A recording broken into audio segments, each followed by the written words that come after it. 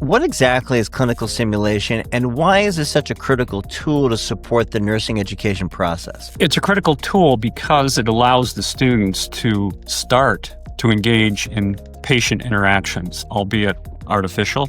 And so it gives them a little bit of practice time before they get out to their clinical environment.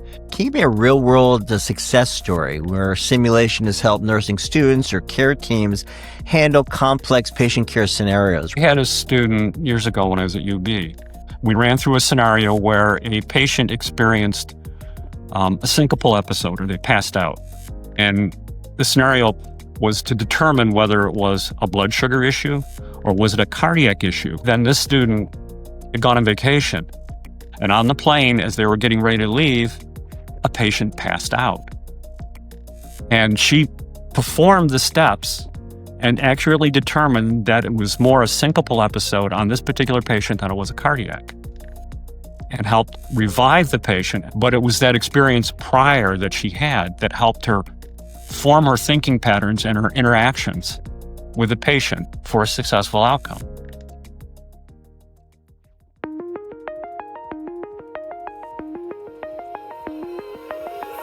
Welcome to Beyond the Blueprint, a podcast designed to empower healthcare professionals, enabling them to improve care delivery through integrated design and technology innovation.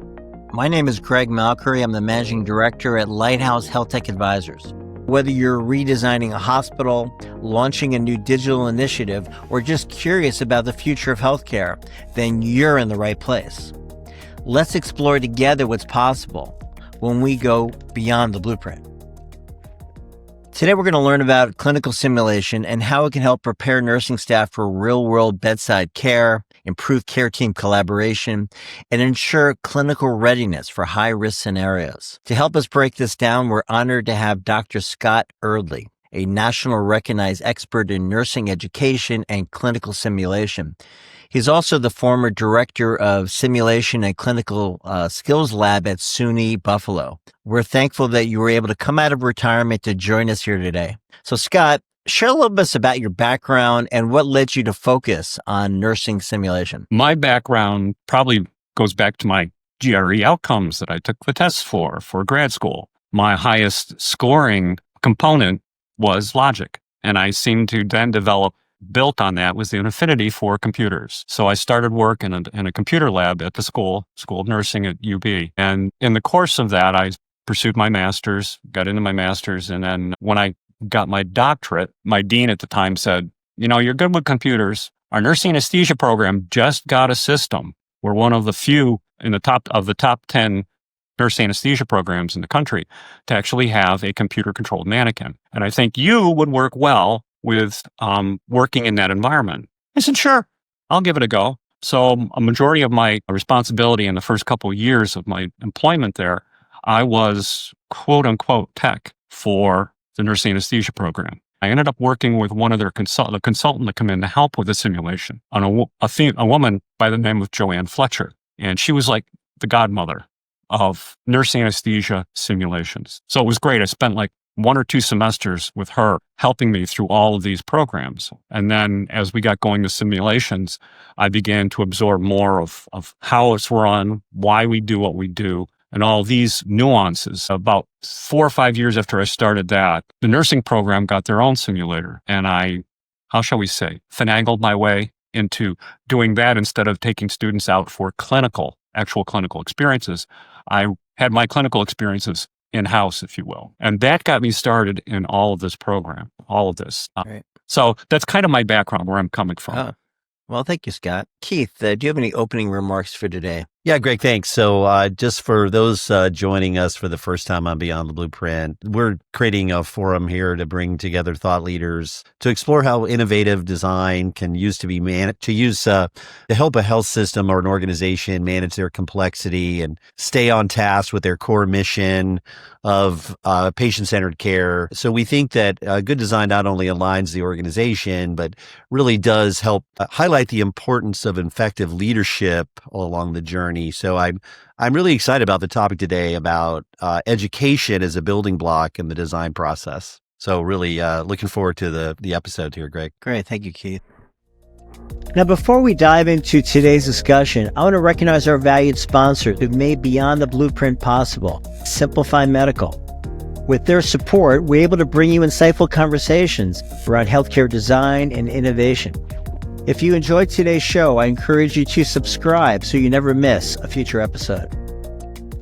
All right, Scott, with that, let's start with the basics, right? For those of us not in the know. What exactly is clinical simulation, and why is this such a critical tool to support the nursing education process? It's a critical tool because it allows the students to start to engage in patient interactions, albeit artificial, if you will, but it gives them a chance to start with their basic skills of communicating with the patient, talking, interacting. At the same time, I would also stress the idea of looking at the larger picture. I don't want to just start the IV, but how do I start the IV in the smoothest manner? And how do I ensure the patient understands why we're doing this and the purpose of it behind it? It also allows them to practice communication skills. For instance, calling up the doctor for an order or to give an update.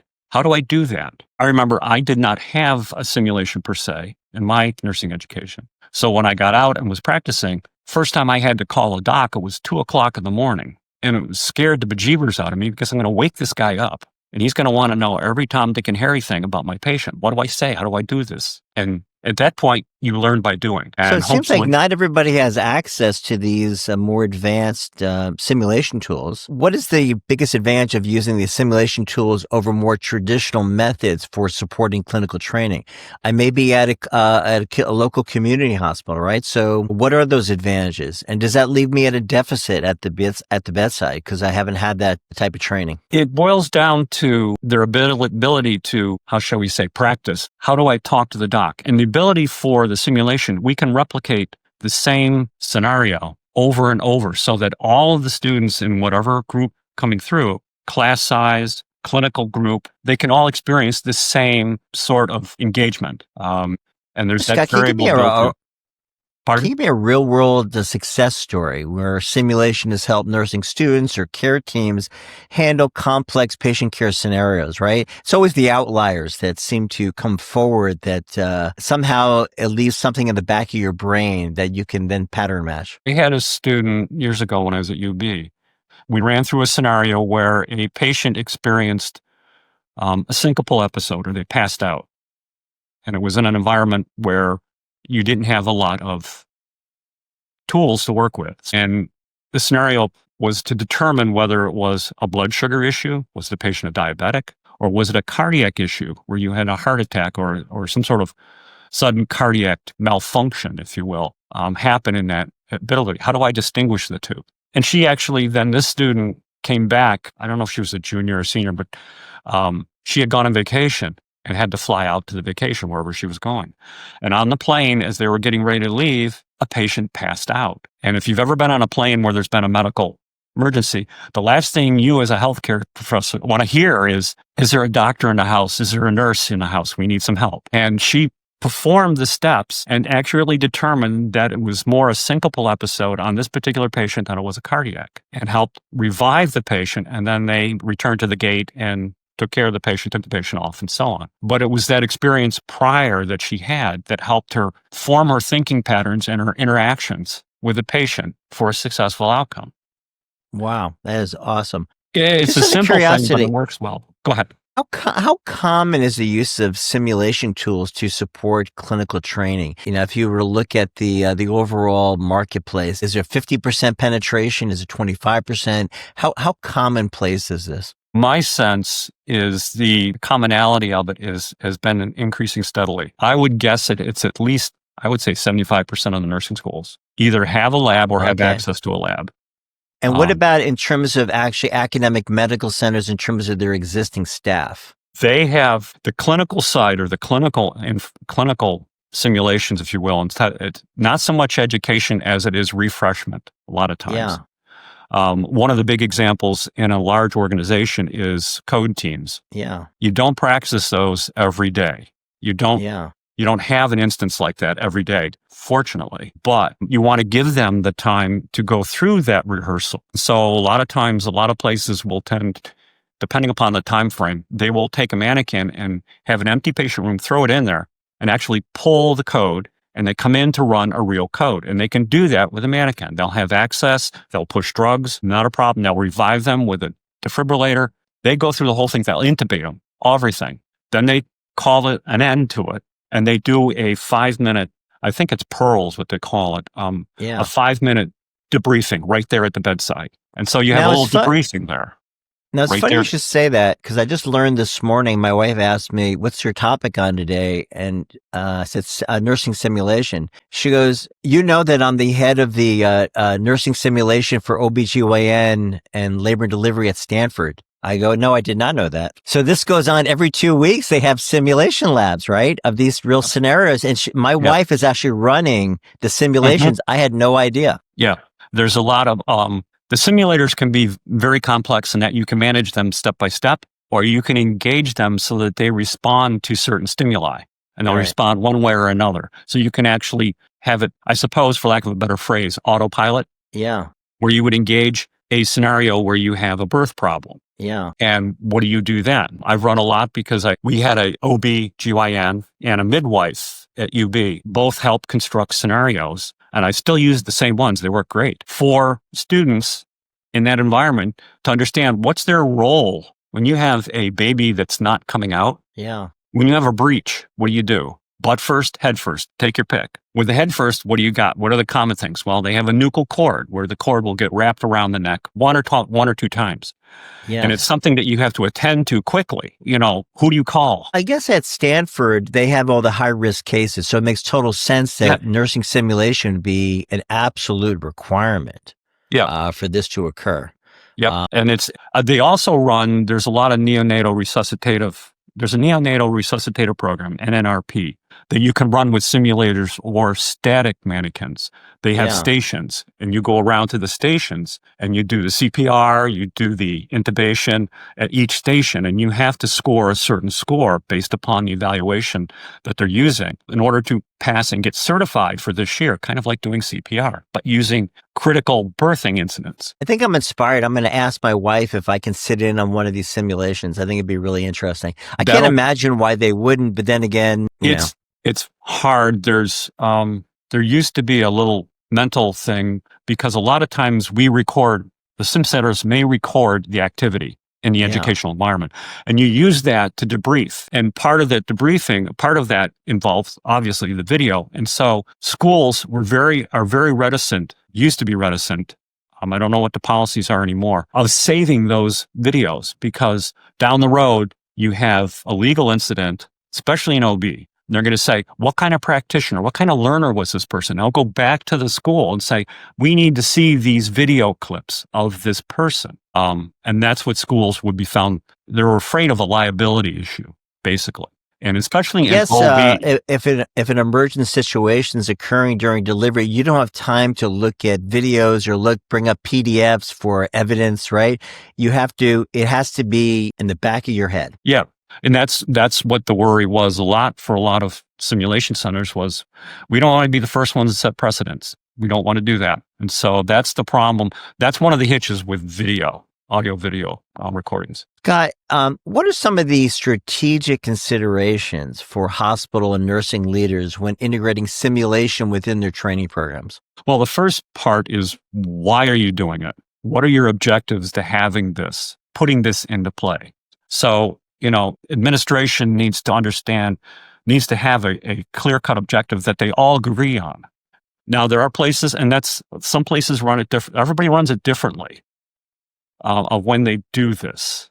These do kind of in clinical experiences. And so they kind of also have to work out what's going to work best for us. For instance, a local facility here, it's a cancer institute, and it's well known. They just become a magnet hospital of exceptional care, highest level possible. And they have a simulation program that does this for people too. They have a little lab, and people come down and work. For instance, new hires have to practice and understand the chemo that they're using.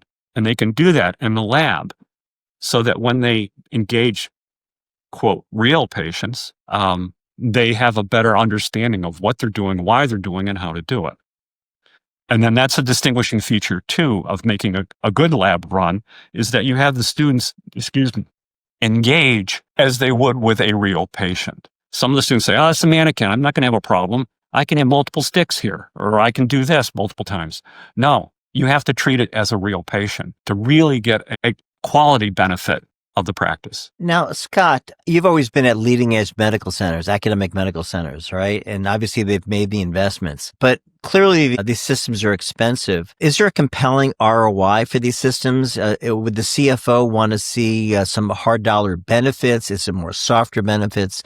How do they justify the investment in these advanced technologies? My sense is there are a couple different ways. One, in an overall sense, are you getting a downturn in your patient complaints? Two, you look at the mortality and morbidity rates. Do they have high-risk injuries or high-risk disease processes? How are we handling those? Has there been a change in that for the better? Do we have to hire more people? Are people becoming more competent so we don't need to hire so many new people? So there's a couple different ways to look at this as an investment. If it's still cost prohibitive, then one of the possibilities is to partner with a nursing school that has a lab and purchase time for offsite, or secure a contract where they will come in and do this for you.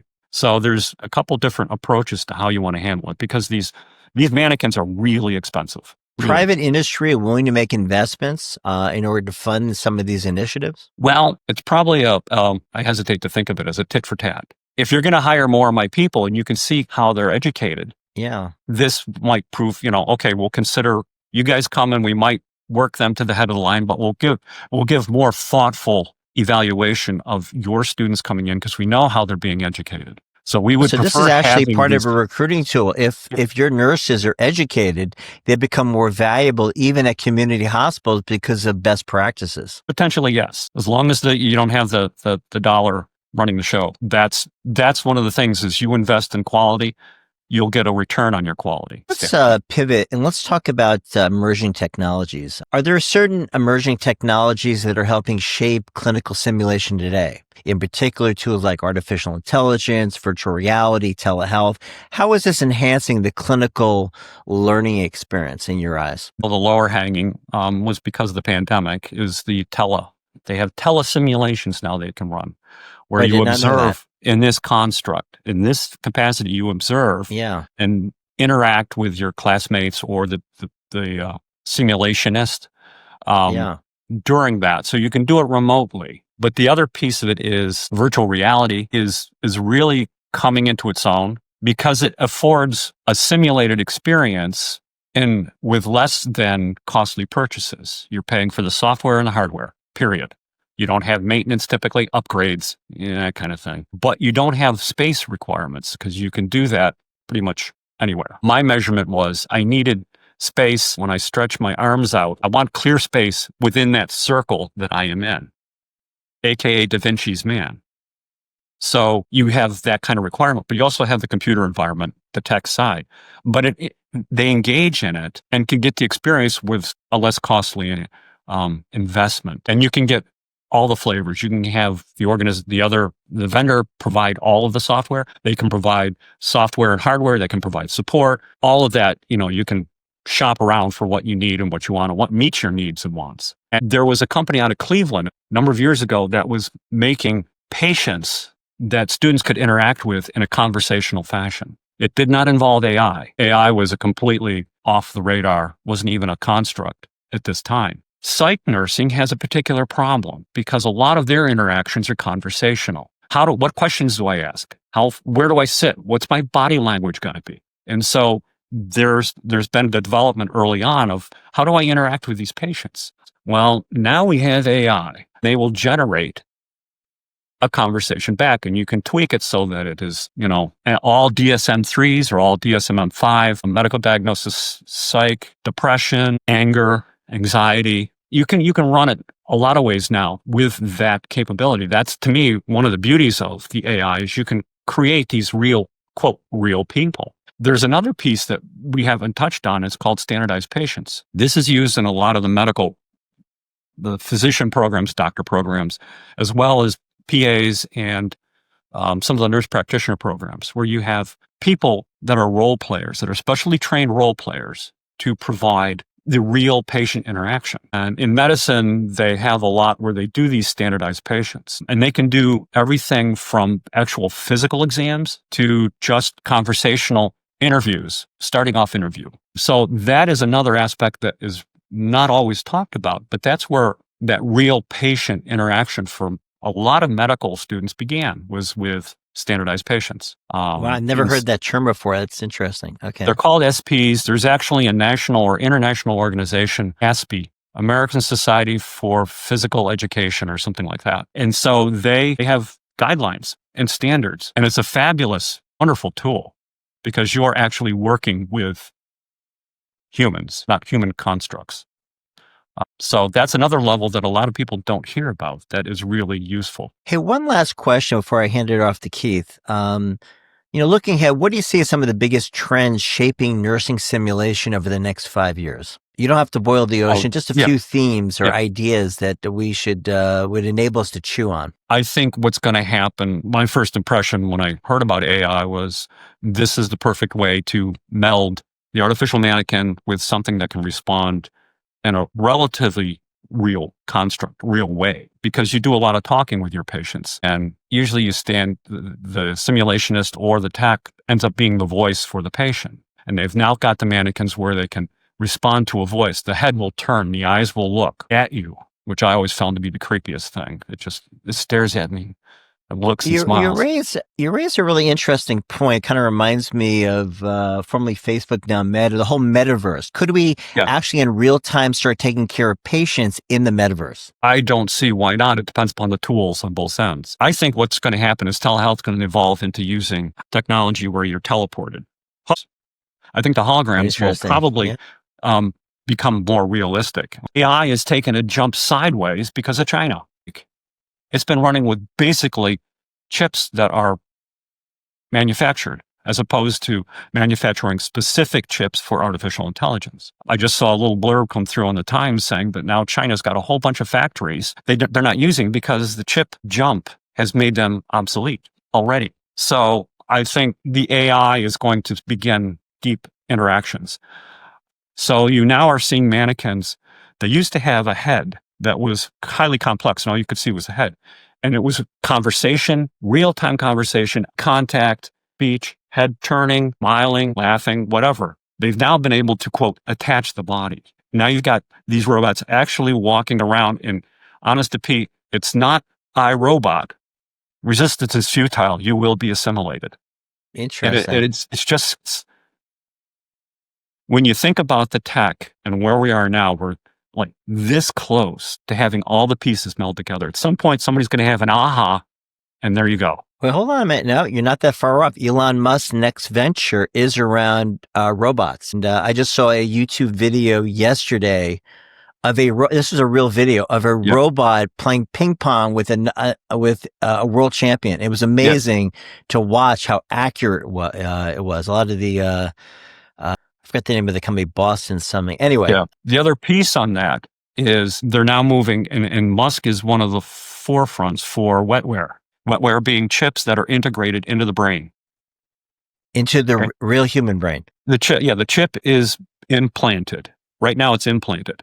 I would see the time where they're going to grow the chips at some point. But that allows these patients that are completely paralyzed or partially paralyzed to type, to talk, to play games, to do everything using their cerebral power, if you will. That interface is what they have. And it's amazing. I think a lot of it started years ago in Miami. There was Nick Bonaccani. His son had a spinal injury. And I think a lot of this Wetware has started with that sort of an injury and that sort of a center, trying to find ways to return people to their health, to their overall well-being. And now they've got these external bodysuits that you see on the Metaverse, that they put on, kind of like Iron Man, only the skeleton. And they get up and they can walk. It just blows my mind. I had a conference I went to years ago on the Finger Lakes, and they talked about this interface, and they had a motion interface to help people move their arms, to do that. And it would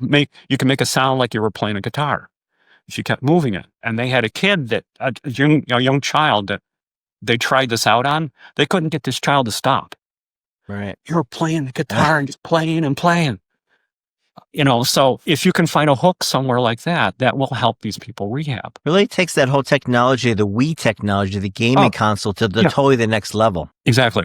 And that's the VR piece as well, because you do it in virtual. You don't have the space. You don't have a lot of the resources that you need, but you're still able to do that. And you can, shooting games, there's your motion, It's an unlimited future from that standpoint. Well, Scott, thanks for sharing this. I wasn't expecting this segment of the of our podcast today. But with that in mind, I do want to hand it off to Keith, because I know Keith has a lot of other topics I'm sure he'd love to talk to you about. No problem. Yeah, so Scott, maybe we ought to try something. We're in the Beyond the Blueprint simulation lab. We just learned that last night, Greg Malkery was talking to his wife and just learned that she has a role in sim labs.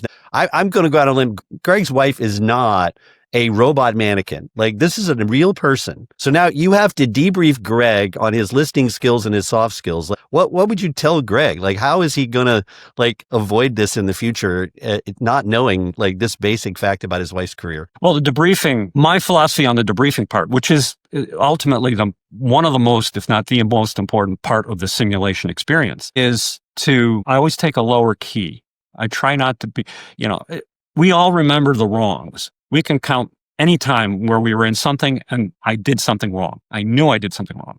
On the flip side, they need to remember the rights. What did I do right? What do I need to do again? And so the objective for me as a debriefer would be to start off rather incongruous. So how did it go for you? I want to ask you about this, Greg. And so you begin to engage them so that they start doing their own thinking and they think through things and they can come up and look at what they've done and then remember it. It's my whole role, and that's the advocacy inquiry model, where you advocate for them. You be positive. You try to find out what's going well. No, that's great. I like the going deeper, and I like the reinforcement of the positive. That's a really great approach. It's really encouraging to hear. So I guess, what about maybe other scenarios where it might get a little contentious? So you have a difficult patient, or say a physician that's not normally part of the team or doesn't really have any context. I guess in that environment, how are you guys able to simulate that sort of scenario? What does that look like? When I was doing sims at UB, we engaged a lot of health professions all across the board. And we would do some interprofessional, where we would have, for instance, for the OB ones, we would do a birthing. We would have medical students, third years, who are going through their clinical experience, get a chance to play the doctor, the full-fledged doctor, during these experiences. And a lot of them would not be up on the meds or up on care. And so the question becomes, for them, was during the experience, how do they handle this? What do they do? What do they not do?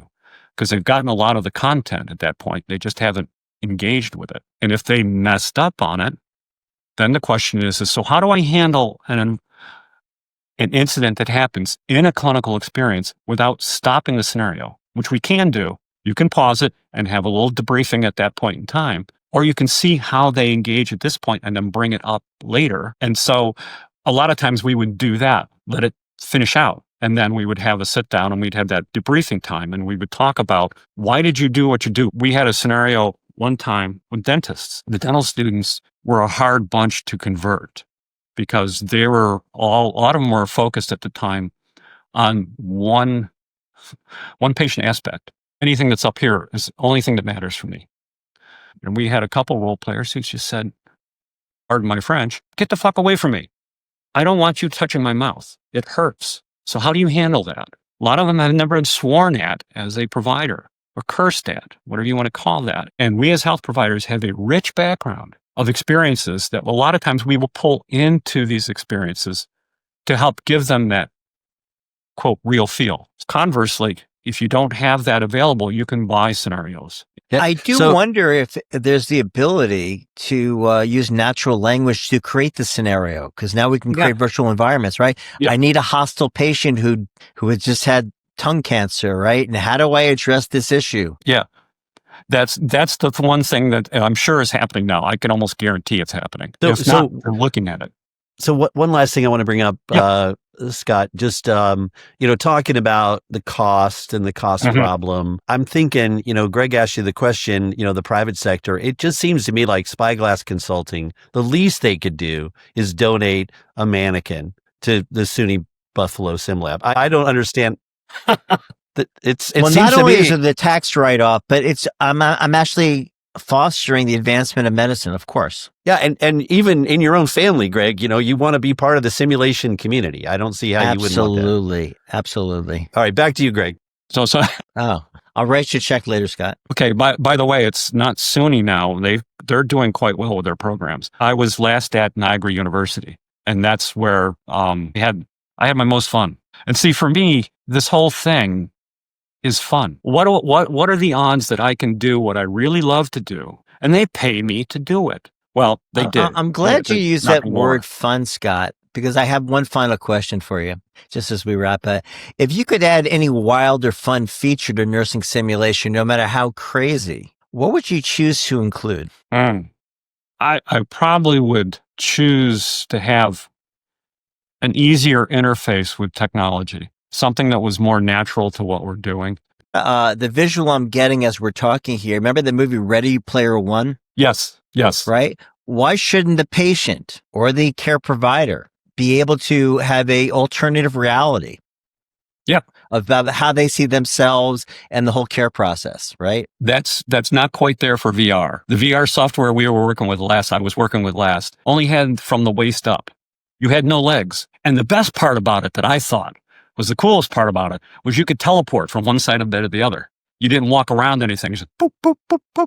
I thought that was really cool. I was like, I'm in Star Trek. I got to believe the VA, especially veterans of wars, right? They may not have legs anymore, right? But their avatar has a certain image of how they would like to see themselves and their ability to be able to get up and walk and interact with the world the way they used to. Funny you should say that. There's been software years ago that would do that for them. It was called Second Life. Oh, yeah, I heard of that. Yes. Second Life, it was very popular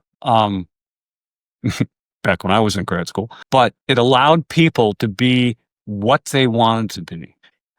Hey, well, Scott, I think we've taken up so much of your time today, but I do have one final question or one final thing.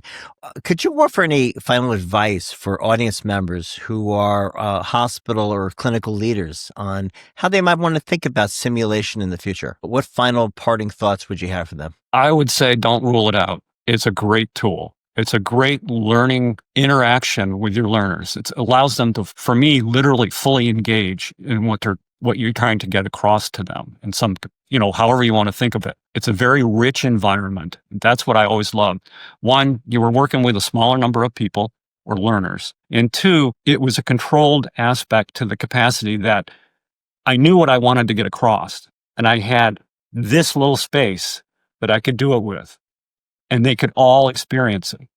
I found it one of the really best ways for learning for my students, if you will. Just the intimacy of it is what makes it really sell well. And I think from an organizational standpoint, it also allows them to experience these rare and crucial events, practice them in a low risk context. I think the technology is going to go nowhere but up, and I see AI and mannequins merging. Wow. So that you will literally have a brain, if you will. Or, I like the Wizard of Oz. If I only had a heart. Scott, this has been an incredible session today. Keith, no problem. Do you have any final thoughts about today? Well, I just want to thank you, Scott, for sharing your perspective. And I really appreciate the role of nurse education and simulation and building a vision for the future. I want to thank our audience for joining us today on this journey. And I guess, Scott, we look forward to having you back, and maybe we can coach Greg a little more and see what he's learned. I'm definitely going to ask my wife about attending the simulation group. They may not welcome me, but I'm going to ask. Right. That's back at UB. We had that chance because the lab actually had a one-way mirror, and we had the president of the university come by to see what we were doing one time. And the hard part about the one-way mirror is the students know that there's somebody over there and that they're being watched. If you can constrain it and construct it with cameras only, you can put them in open corners. And being in there and having done that, you forget about the cameras until you get done and get your debriefing. But you act much, much better, if you will, with you don't see it. If you don't see or know someone's watching you there, because I always felt that kind of tainted their perspective. They're trying to perform to your satisfaction. I just want you to interact. We'll worry about that piece later, especially from a student standpoint. Scott, this is incredible because one of the areas that we're focused on now is our nurses and nursing environments. I think the educational value of what we've been able to collect from you today would be invaluable for nursing organizations around the country to hear about. I hope so. I hope they get a lot out of it and they move forward with it. I don't see a reason why not to, personally. Thank you for listening to Beyond the Blueprint. Together, we're exploring how thoughtful design can simplify complexity, enhance patient care, and create meaningful change. If you found value in today's episode, make sure to subscribe and leave a review in order to help us continue the conversation. Let's reimagine healthcare together on Beyond the Blueprint.